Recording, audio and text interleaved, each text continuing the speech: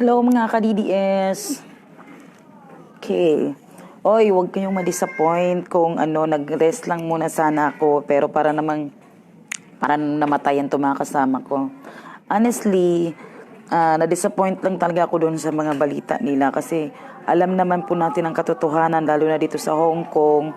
At alam naman po natin yung talagang nangyayari kasi may mga kasamahan naman talaga tayong nagre-report at may mga live video naman po tayong tinatanong natin yung mga kasamahan natin at yung mga nabiktima din.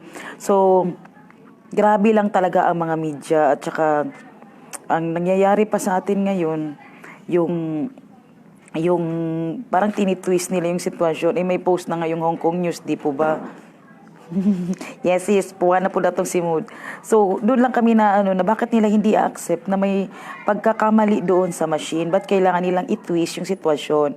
So, bilang isang DDS, bilang isang OFW na nakikita ang sitwasyon, rain or shine, nandito yung mga kasamahan natin, parang minsan gusto mo nang wag na lang bumoto, pero dapat ano pa rin natin yung rights natin para sa mga senador candidates natin kasi kinabukasan po natin ang nakasalalay dito mga kapatid. Totoo lang po, malaki po ang ano natin talaga laban din ito kasi alam natin kung dadayain man nila tayo, alam natin na tayo ang mas pinakamalakas dito lalo na ang HNP team at ang PDP team.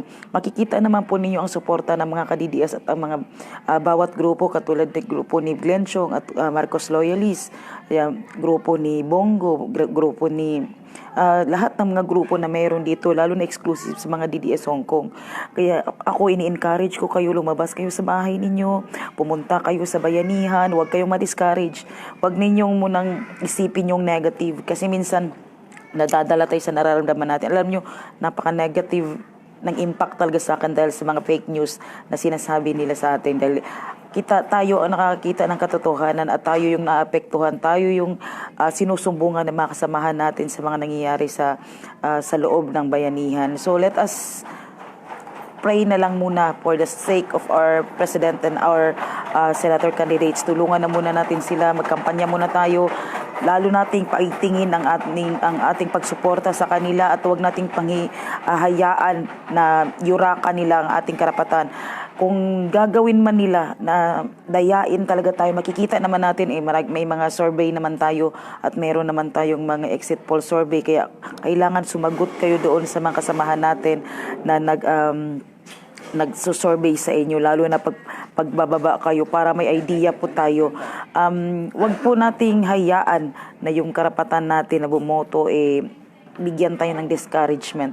Kasi isa din po yun siguro sa ginagawa nila para ma-discourage tayo, hindi tayo lumabas, hindi tayo bumoto. Siguro din ang rason din siguro nila akala nila is okay lang. Pero doon sa mga OFW kasi na yung boto nila is hindi na-count, mas masakit sa kanila at nakakaiyak kasi ginawa mo yung best mo at saka nagkampanya ka tapos gusto mong yung boto mo is kasali doon sa senador candidates mo na iluluklok mo pero lang hindi nga ma-count dahil sa machine na sira. Pero sinabi nila okay lang daw, normal lang daw.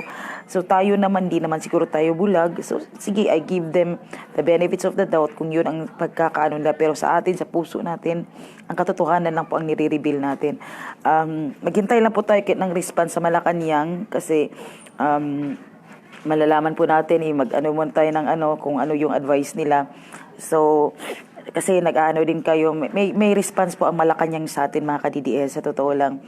Hinihintay po nila yung natin at saka yung sulat natin para sa kanila. So gagawa po tayo ng sulat kung gusto po ninyo pag within this week mayroon pa rin ganung mangyayari, tayo mismo ang gagawa ng paraan.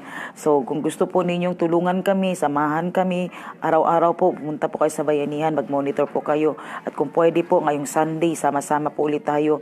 Lalo na po yung mga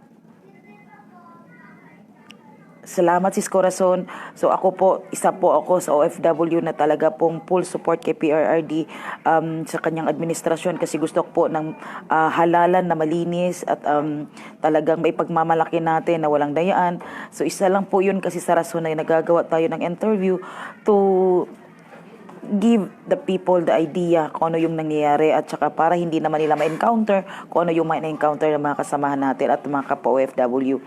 So sana po mga ka-DDS, wag po nating hayaan na hindi po kayo bumoto. Encourage po ninyo yung mga kaibigan ninyo, wag po kayo ma-discourage. Siguro na ano kayo na no, sabi ko po kasi dahil gusto ko lang muna sanang manahimik, pero hindi kakayanin ng konsensya ko na manahimik, na pabayaan kayo, lalo na mag-monitor, lalo na mag-ano sa inyo, mag-assist, mga watchers, volunteers, kasi ako ang tinatawagan ng mga kasamahan natin. Kasi pag mawawala ako, manghihina din sila. Pero nararamdaman ko, hindi kakayanin ng konsensya ko na pabayaan ang mga kapwa ko DDS, kasi mas nagbibigyan ko silang encouragement. Pwede na po sa Riyadh makaboto po, kasi isang buwan po ang overseas absentee vote. Pwede na po kayong pumunta sa ano ninyo, sa embassy. So sa mga ka-DDS ko na gusto pong ano po yung boto nila, pumunta po kayo sa atin sa Kabayanihan. Mag-observe lang po kayo if kailangan po talaga, kung may mangyari man pong hindi maganda dun sa machine ninyo, obserbahan po ninyo, tingin po ninyo na talagang mag-note lang kayo in time. Kung kailangan natin na magtawag, kailangan natin that's the time na gagawa tayo ng paraan. Basta ngayon, hinihingi lang naman ko po sa inyo yung suporta ninyo, yung tulong ninyo. Kung may mga problema man po, i-report nyo po sa atin para i-gather po natin yung information. Kasi dati po daw, nung nakaraang 2016, sinabi kasi sa amin, isa lang daw po ang nag-report, o isang report lang daw ang natanggap nila sa pangyayari nung nakaraan. So it's the time po na tayo mismo ang magiging media ni Tatay Digong. Tayo mismo ang tutulong para sa ating mga senador candidates. Tayo mismo ang maging mata. Kasi mahirap po kasing tinitwist nila ang sitwasyon. Kasi akala nila normal lang. Akala nila ganun kadali na mawalan ka ng boto. Ganun kadali na hindi makount yung boto mo kasi naging invalid. Meron na po lahat po. Baka sa Biyernes pa po kayo. Sa Riyadh, hindi ko po alam. Basta nag-umpisa na po ang overseas absentee vote. Baka po siguro wala pa po kayong makina. Baka sa Friday pa po ang ninyo. Siguro kasi kadalasan nagtatrabaho pa. Try nyo na pong i-check, sir, sa Friday. So malalaman po na. So, yun lang po mga ka-DDS, ma-advise ko sa inyo, wag po ninyong pabayaan yung boto ninyo. Pumunta po kayo doon. At saka may sa Sunday, kung may mga kasamahan kayo na gusto tumulong, meron po tayong mga flyers na ipamimigay. Yung flyers na maliit, kailangan po yun. Kung sisitahin mo po kayo doon sa in-charge, sabihin po nyo, kailangan namin to dahil hindi namin memorize ang numbers ng aming mga candidates. At itong advice ko sa inyo, memorizein nyo po ang mga senador candidates na number nila para madali po ninyong ma-shades at saka hindi po kayo mahirapan. Make it sure po na hindi nyo po madumihan yung balota ninyo para hindi po magiging invalid. At siguraduhin po ninyo na hindi susobra sa 12 yung senador candidates at make it sure po yung party list ninyo isa lang po. Kasi po yung sample ballot natin isa lang dapat ilagay talaga. Pero minsan nga kasi nirespeto natin yung ibang mga party list natin, ginawa natin dito. Pero nakalagay naman po doon choose one. So basahin po natin yung maigi para po hindi tayo magkamali. At maging careful din po tayo sa paghawak kasi kung mabasa-basa yung kamay nyo daw, napaka-sensitive daw ng machine. So ako bilang isang OFW na nakikita at nalalaman ko yung sitwasyon, sinishare ko po yan sa inyo para hindi po tayo maging biktima ng ating pagkakamali na simpleng pagkakamali lang. May invalid na po yung boto ninyo. So po kayo mag-alala mga kapatid, may mga kasamahan naman po tayo nakamonitor, tsaka pagpipray lang po natin talaga yung mga senador candidates natin, halos lahat po ay makalusot sila at hindi po tayo madaya. Ang encourage ko lang po talaga kayo, pumunta kayo sa bayanihan, i-ano nyo yung rights ninyo na bumoto. So, yun lang mga ka-DDS. Pasensya na sa posting ko. Talaga na ang sakit po sa dibdib na pagbintangan kami ng mga fake news. Yung mga ginagawa natin na fake daw. Ang katotohanan is galing yun sa mga kasamahan nating mga OFW, ang mga testimony nila. Hindi nga sila nahiya na magpa-live at saka magpa-interview para po alam ninyo kung ano pong yung nangyayari. Diba sabi ni Tatay Digong, ipaglaban natin ang karapatan natin. Ang nasa gobyerno ay mga utusan lang po sila. Hindi po sila ang boss natin. Ang boss nila is tayo.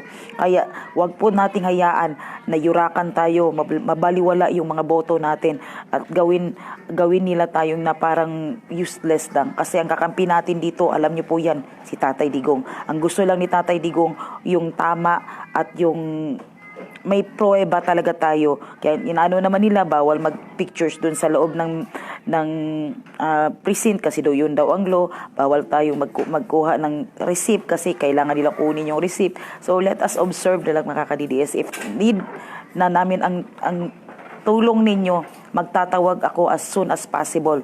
So yun lang po ang maitutulong ko sa inyo ngayon, mag-communicate sa inyo, maging boses muna ninyo kung ano man yung kailangan ninyong gawin. Basta nandito lang po ang Emilio Aguinaldo TDS Hong Kong at ang mga team ni Glenn Chong, ang team ni Marcos Loyalist.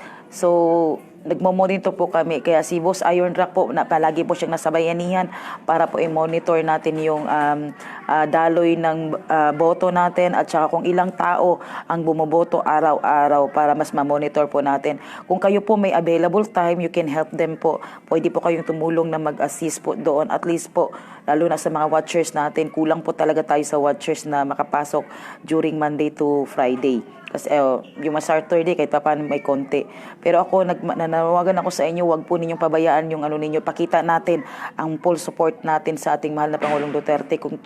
Kung gagawin man po nila yon, yan na po ang time na siguro si Tatay Digong na ang action. Basta nagtawag na po sila sa amin, at least glory to God po, mabilis lang po ang response. Hinihingi na lang po nila yung report natin kung ano man po ang mangyayari. Huwag kayong mag-alala mga ka-DDS. Nandito lang po si tatay sa tabi natin. Hindi po niya tayo pinababayaan. Nag-o-observe lang po muna siya. So hindi lang po siyang basta-basta kailangan din niya ng proper evidence at saka confession ng mga kapwa natin OFW at saka yung mga detalye about sa mangyayari. So tayo ang magiging boses, tayo ang magiging reporter ni Tatay Digong. Okay? So yun lang, at saka sana po wag po ninyong kayo ma-discourage. Punta pa rin kayo, iboto pa rin yung mga senador candidates na karapat-dapat. Wag po natin silang pabayaan dahil kailangan nila tayo at kailangan tayo mismo ang maging mata at tayo mismo ang maging boses. So, alam ko yung iba na sila, pero huwag kayong ma-discourage. Go pa rin. At saka kung may time po kayo sa Sunday, magbabad po tayo doon para samahan natin yung mga ka-DDS at kapwa natin kagrupo na tulungan at bantayan ang ating kasamahan. Kasi wag po tayong matakot. Wala pong kahit sinong pwedeng magano sa atin. Sinisiliwalat lang po natin ang katotohanan at yun ang gusto ni Tatay Digong. Tayo ang maging mata at tayo ang maging boses. So, yun lang mga ka-DDS, at saka salamat. Pasensya na po na stress lang po talaga ako nung pinagbibintangan yung mga kasama natin mga Pilipino na mga fake news daw tayo. Yan. So, alam natin sa puso natin di tayo fake news. Since day one, tayo ang nagsisiwalat sa katotohanan. Okay? So, wala man tayong malalaking media na katulad sa kanila, pero tayo yung media ni Tatay Digong. Okay, so punta na po kayo sa bayanihan, huwag niyo kalimutan bumoto. Bitin niyo po yung dapat yung ilista niyo na po, kumuha kayo ng maliit na papel, ilagay niyo na po yung number nila para mas mabilis. Huwag po kayo malito sa Mangudadato ba yun? At saka Mangudadato. Kasi dalawa po yun, number 43 at 44. Number 44 po si Congressman Sahid Dong Mangudadato. Kaya make it sure po na hindi niyo po madumihan yung ibang senator candidates para hindi magiging invalid yung balota ninyo. So, yun lang naman yata. Kung may mga problema kayo, let me know po para makuha ko po yung details ninyo, kasi yung mga detalye nyo na ngayon, ginagather ko na po, lalo na mga report ng ating mga watchers. So, hinihingi na po ng so ibibigay ko po sa pag matapos na hindi ako masyadong busy. Masulat ko na po yung mga kailangang isulat at magiging report ninyo. Mayroon naman po mga kasama na makapag-witness kung ano ang nangyayari sa loob. So, yun lang po. Salamat po sa inyo at saka keep on praying lang po at saka ipaglaban ninyo yung karapatan ninyo. Bye-bye!